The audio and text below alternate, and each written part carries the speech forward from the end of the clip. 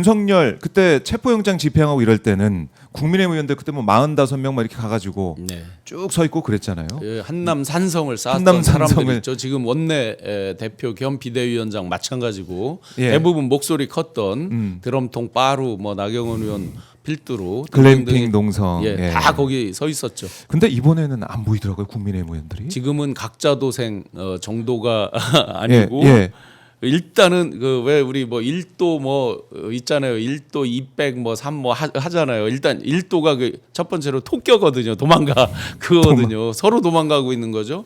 제가 월요일 화요일 여의도에서 점심 약속이 있어서 이렇게 네. 하다가 우연히 의원들이 모여서 하는 이렇게 있는 식사하는 예. 국민의힘 의원들하고 마주치셨어요? 마주쳤어요. 그리고 한 분은 엘리베이터에서 마주치고 의원들 표정이 뭐라고요? 제가 비유적으로 말씀드리면 아주 비장하고 장엄합니다. 아, 그래요. 정말 비장한 표정들이고 예. 엘리베이터에서 마주친 분은 뻘쭘하니까 둘이 이제 있게 되고 아, 예. 인사를 하시더라고요. 그래서 잘 지내시냐 어. 하고 인사를 하고 네. 그 뒤로 한 엘리베이터 5층 움직이는 동안에 아주 그 정적의 시간이 길게 느껴지는 아무 얘기도 안 하고. 최근에 제 텔레를 보면 금방 답이 나와요. 대부분의 의원들 번호가 있었기 때문에 텔레 나갔다 다시 들어오는 사람이 부지기수입니다. 아, 그리고 그래요? 대통령실에 나갔던 후배들 그 사람들이 복귀해서 다시 폰을 다시. 바꿔서 들어온 이런 경우가 허다합니다. 그러니까 휴대폰 교체 중이다 이런 얘기가 지금 들리고 있는데 이게 정말 교체해서 확인하고 들어오면 계시네요? 텔레그램에 다시 뜨잖아요. 정말 많이 거기에 정부 산하기관 사람들도 많이 바꾸고 있다는 게 보여집니다. 네. 뭐 그 자체를 뭐 자기가 자기 죄를 바꾸는 뭐 하고 하는 부분을 증거인멸이라고 못 하잖아요. 당사자권은 법적으로 네. 그 자체를 법적으로 제가 뭐라 할 수 없는 거지만 전체 분위기는 정말 지금 굉장히 경직돼 있다. 경직돼 쫄아 있다. 있다. 쫄아 있다. 네. 국민의힘 분위기 쫄아 있다. 이렇게 말씀하셨는데 사실 이제 혁신위가 띄어지지 않았습니까? 아, 혁신위가 윤희숙 띄어졌어요? 혁신위원장. 윤희숙 혁신위원장이 왔는데 아니 피해자라는 사람이 어떻게 혁신을 해요? 내란의 피해자다, 아. 비상계엄의 피해자다 했는데 그 사람이 혁신을 한대요? 그러게요. 한다고 하더라고요. 그래서 어제 국민의힘 보면은 호준석 혁신위원이 뭐 사죄하는 언급도 나오긴 했습니다. 대통령 탄핵에 직면해서 국민 눈높이에 맞는 판단을 하지 못하는 것을 깊이 반성하고 사죄드립니다. 이런 얘기를 했고 또 당 소속 대통령 부부라고 표현하면서 윤석열, 김건희 직접 언급을 뭐 피하는 모습도 보였고 네. 자, 그러니까 뭔가 위기감을 느끼는 것 같아요. 뭐 여론조사 추이를 보더라도 어제 MBS 조사 결과 봤더니 국민의힘 지지율 19%. 그래서 일각에서 이제 정당 해산 심판 청구를 해야 된다 수도 없이 얘기 나오잖아요. 그 확률은 뭐 한 5대 5쯤 된다 이렇게 보고 법적 확률은 100%인데 네. 정무적인 것까지 했을 때 이제 한 5대 5로 보고 하는 건데 이렇게 가다가는 정당 해산 심판 청구할 필요도 없을 것 같아요. 지금 이 떨어지는 추세를 보면 지금은 19까지 내려가 있잖아요. 네. 그 그래프 추이를 보면은 저렇게 가다는 이제 10%대 밑으로 예. 갈 수도 있겠다. 물론 이제 지금은 초기에 워낙 이재명 대통령께서 잘 하고 여러 가지 드라이브를 하다 보니까 이제 상대적 반사적인 것도 있는 거지만 그런 정도로 이제 냉소적으로 국민들이 보고 있는 거죠. 특히나 여기서 이제 그들의 아주 본산이라고 했던 TK에서 지금 거의 비슷하게 붙었잖아요. 정당 지지율이 그렇게 보면 본산마저도 자기들의 본진마저도 지금 허물어지고 있다. 그렇다고 하면 여기서 혁신이라는 거를 자기들 그런 내부 인력으로 혁신이 과연 되는 거냐. 지금 이런 사과라고 얘기했잖아요. 네. 근데 이분이 사과했는지 아무도 기억 못 할 거예요. 지금 저희가 언급하지 않으면. 그럴 수 있겠네요. 그런 상황이에요. 그러면 누군가가 강력히 반향이 있을 정도의 사람이 살껍질 벗기는 얘기를 해야 되는 거잖아요. 그런 건 없죠. 그런 건 그다음에 아니에요. 지도부도 그럼 이렇게 지금 사과하느냐. 정치 탄압이라 소리를 하고 있죠. 정치 보복. 정치 보복과 예. 탄압이라는 소리를 하고 있죠. 보복과 탄압이라니요. 보복과 탄압은 시계를 불과 몇 년 전으로 몇 년 전도 아니죠. 몇 달 전으로 돌려보면 딱 어느 게 보복이고 탄압인지 이재명 대통령에게 한 걸 보면 딱 답이 나오는 거죠. 지금 정의를 이제 비정상을 정상화로 네. 가는 길일 뿐인 거죠. 어떻게 그게 탄압이 돼요? 네. 자기들이 가리고 덮고 숨겨왔던 것을 이제 드러내는 길인데 어떻게 그게 탄압이 돼요? 이런 사람들이 혁신을 한다고 자기들 자체적으로 네. 그래도 기존에는 옛날에는 뭐 임명진 목사 같은 사람을 부른다, 무슨 김병준 저 비대위원장 뭐 불러서 뭐 혁신위원장인가를 한다, 심지어 네. 유석춘 교수 이런 사람을 혁신위원을 한다 뭐 하면서 쇼라도 하는 모습을 보였어요. 외부에서 뭐를 한다. 지금요. 왜 그럼 이런 현상이 나타나냐? 외부에서 끌어올 사람이 없어요. 그렇네요. 다 거절을 하죠. 내란 관련돼서 수사받는 사람도 있고 하는 그런 앞으로 시나리오가 펼쳐질 텐데. 첫째로 끌어올 사람도 없다. 네. 두 번째로요. 누구를 끌어왔을 때 자기들이 진짜 스스로 공중분해된다는 두려움도 있는 거예요. 정상적인 사람이 가서 혁신한다 그러면 하면 어떻게 돼요? 이 당이. 그렇네. 거의 인적 청산을 비롯해서 그렇죠. 공중분해 수준 근처로 가게 되는 거죠. 그 자체도 두렵고 싫은 거고요. 여전히 주도권은 누가 갖고 있어요? 이제까지 혁신이가 성공한 거 단 한 번도 없었죠. 인요한 혁신이 최재형 혁신이 다 실패했죠. 이제까지 예. 그 전으로 거슬러 그 가도 전도. 왜냐하면 실권 자체가 비대위에 있거나 당 대표한테 있었기 때문에 그걸 그대로 두고 혁신위를 한다. 그렇네요. 안 나오는 거죠. 이제 그러면 안철수 의원이 정신 차렸나요? 그래서 빨리 잽싸게 빛의 속도로 불과 자기 혁신위원 임명된다는 거 며칠 되지도 않아서 바로 사표냈죠. 예. 이제 좀 정치인으로 진짜 이제 거듭나나요?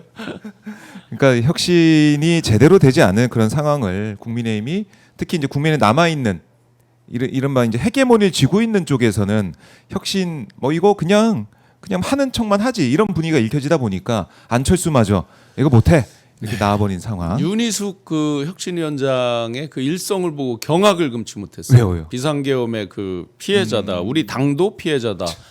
단 한 명도 비상계엄을 알지 못했다. 아니 당신이 지금 수사했어요? 당신이 특검이에요? 지금 전화 받은 분들 두 사람 일단 오픈돼 있죠. 나경원, 추경호. 그렇죠. 40초와 저희가 지난 시간에 농담했지만 2분 몇 초, 2분 40초와 40초가 있었을 거예요. 2분 40초 저희 둘이 대화한 거 이거 풀어보면 A4로 최소한 20장 가까이 갑니다. 보나마나 그렇게 갑니다. 예. 과연 어떤 얘기를 어떤 했을까? 얘기를 진짜 했을까? 나경원 의원 주장대로 못 알려줘서 미안하다. 제가 100% 장담컨대요. 네. 그런 말을 윤석열이 했다고요? 나경원 의원 완벽히 거짓말이라고 저는 100% 확신합니다. 그래요? 왜? 제가 턱 밑에서 본 모습에서 그 긴박한 순간에 윤이 여유롭고 한가롭게 내가 미리 나 의원한테 얘기 못해서 미안해를 했다고요? 손바닥으로 하늘을 가리는 짓이죠. 그러니까 그 부분들은 이제 수사를 통해서 통화 기록이 밝혀야 없다고 되는 이제 것이다. 통화 저기만 있고 내용이 이제 녹취가 없다고 방심하고 그 얘기하는 거죠. 그렇죠. 그걸 이제 수사를 하고 있는데 과연 수사 결과도 나오지 않았는데 왜 피해자라는 얘기를 하고 있는 아무도 일상적으로. 알지 못했다를 혁신위원장이 이제 시작하는 마당에 그렇게 전제를 깔고 시작하는데 어떻게 혁신이 됩니까? 알았든 몰랐든 우리가 동조한 거에 대해서 무조건 이유여하를 불문하고 네. 국민들 앞에 석고대죄합니다. 통렬하게 반성합니다. 지금부터 쓸개를 씹으면서 살갗을 벗기면서 정말 우리는 지하실 바닥에서부터 통렬하게 반성하고 다시 햇볕을 보러 나오겠습니다. 이런 게 기본 아닌가요? 그러게요. 그 목소리는 들리지 않고 있다. 진짜 제대로 혁신하려면 신인규 변호사 같은 사람들을 저기에서 갔어야죠. 보수의 종말에 외치고 있는. 그럼요. 당연히요. 진짜 다시 태어나고 싶다면 그런 분을 영입해서 네. 갔을 때 그나마 사람들이 다른 시각으로 네. 기대 가능성을 갖고 보는 거죠. 지금은 다 쓰러지는 집에 석가래는 이미 무너졌어요. 근데 이제 기둥 대들보 그다음에 기둥 어느 정도 남아 있어요. 그러면 석가래까지는 그렇다 치고 석가래 정도 무너지면 고쳤을 수 있습니다. 그런데 지금 이런 식으로 혁신위원장이라고 고치러 온 목수가 네. 이런 얘기를 한다? 그럼 어떻게 돼요? 썩은 집에 그냥 그대로 나무 정도, 석가래 정도 보강하다 끝나는 거죠. 꽝이죠. 비는 여전히 새게 돼 있고 예. 기와장 무너져 내리게 돼 있는 거죠. 국민의 미래가 어떻게 될지 지켜봐야 될 것 같고요. 자, 속보 하나 잠깐 짚고 갈게요. 코스피가 장중 3,200 넘었다라는 소식이 또 들어왔네요. 이런 날이 올 줄. 코스피가 3,000을 넘어서 3,200까지 갈 줄은 몰랐습니다. 여기에 이제 또 기대 가능성 있는 것들이 있죠. 예. 상장사들 같은 경우에 이제 지주사 포함해서 자사주 매각에 대한 거를 강력히 얘기를 했죠. 네. 자사주가 이제 그동안 경영권 방어 수단으로 악용되는 경우가 많았습니다. 맞아요. 자사주라는 건 회사가 보유하고 있는 자기 회사 주식입니다. 네.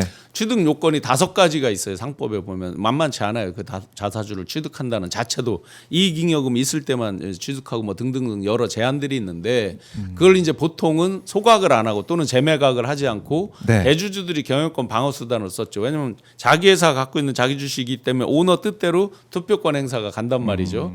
이 부분을 이제 매각하는 거를 강력히 이번 상법 개정안에 들어가 있잖아요. 맞아요. 그 법안이 지금 이제 실행 시기라든지 네. 통과라든지 이런 이제 세부적인 게 남아 있는데 만약에 그렇게 됐을 때 네. 어떻게 되냐면 주주들의 권익 그러니까 대주주 맘대로 갑자기 틀어서 못하는 거 이런 것들이 이제 강력히 될 것이고 또 한 가지가 이제 엊그제 김용남 의원이 오마이에서 얘기하는 걸 제가 방송을 봤습니다. 아, 예. 시비 시비는 이제 그 동안에 대한민국에서 가장 오너들이 악용한 게 두 가지예요. BW는 본드 위드 워런트라고 해서 분리형인 경우가 대부분이었어요. 기존에 본드와 주권이 별도로 노는 거예요. 네. 그러니 본드는 사채잖아요. 기업이 갚아야 되는 빚이고 그렇죠. 이거를 이거와 함께 같이 붙어서 주권이 생기는 거예요. 그러면 좋을 때는 주권으로 행사해서 주가로 먹고 네. 나쁠 때는 채권으로 그냥 원금 회수하면 그만이고 이자 요거 받고. 굉장히 많이 악용했던 거거든요. CB도 똑같아요. 컨버터블 본드입니다. 채권인데 주식으로 전환할 수 있는 권리를 보통 이제 발행할 때 10% 디스카운트를 하거든요. 제3자 배정. 내가 오너인데 내가 들어갈 때 주당 1,000원인데 지금 900원으로 들어가. 이미 들어갈 때 100원 먹었죠. 그렇죠. 그다음에 주가가 올라가면은 채권을 주식으로 전환을 해요. 그러면 900원에 들어갔는데 주가가 만약에 3,000원이에요. 야, 몇 배야? 그때 딱 전환해서 파는 거예요. 전환사채 이 부분 이걸로 굉장히 많이 악용을 해왔단 말이죠. 지금 이 삼부 토건인이 그렇죠. 주식 선수들 거를 볼 때 뭘 봐야 되냐면 CB가 들어온 시점부터의 그 주가를 항상 봐야 되는 거죠. 맞아요. 그래서 사실은 주가 조작의 이익 규모가 훨씬 크다는 걸 이미 알고 있습니다. 제가 네. 대략 그래프로 추산해 본 거상으로는 그 단기 5배 올라갔을 때 계산해 보면요. 실제 주포들이 버는 거는 2배 정도밖에 되지 않아요. 왜냐하면 끌어당기는 비용이 있고 나중에 빠졌을 때 손실 보는 파트가 있단 말이죠. 네, 띄워야 그러면 되니까. 가차명을 봐야 됩니다. 거기에서. 그다음에 CB가 나왔을 때 네. 그 CB를 받은 사람들 이런 걸 봐야 되거든요. 요런 부분을 이제 이번 상법 개정을 통해서 투명성을 더 강화하는 거거든요. 그렇다고 보면 3,200에서 4,000 가는 것도 어차피 심리거든요. 그렇죠. 그다음에 선행지수에서 만약에 관세 협상 이런 것들이 네. 해피엔딩으로 끝날 수 있다 그러면 4,000 가는 거 순식간에 갈 수도 있는 거죠. 순식간에 갈 수도 있다. 자, 속보가 들어와서 잠깐 저희 말씀을 드렸습니다.